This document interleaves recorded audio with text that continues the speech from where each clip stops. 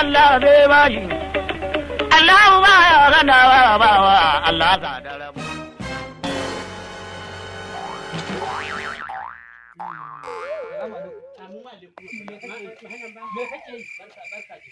Me ka sa nan sabulu ne. Sabulu ne na saya. Sabulu ne wallahi ba. A gaba na ka tare yarinya ka sai bure. Kuma kai ka kai na haka. Dama wato wanda ya san hannun ka cuce ka. Sai da su dan ladu wannan suka ga mu suka ce bawan Allah can.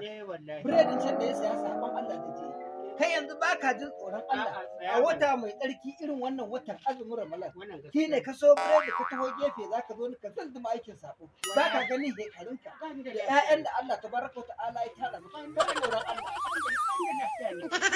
wai don haka ne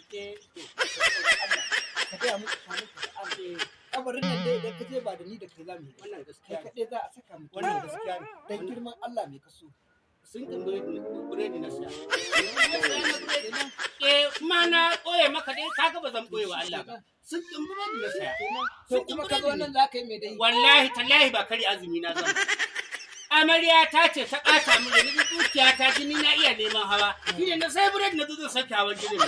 Na kuma ba ban da larura me zan yi da sun kin biredi. Ya ai dan da gaskiya ne da haika gudu tsira ka kama jifanta tun da ta ɓata ma rai.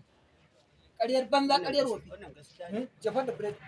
Wallahi jefar na je wallahi sai da na jefar wallahi na jefar duk sai mun zagaya wallahi ta mai maganin ku zamu da hibba za mu fara yawo muna cin ubo tunda ba ku da mutunci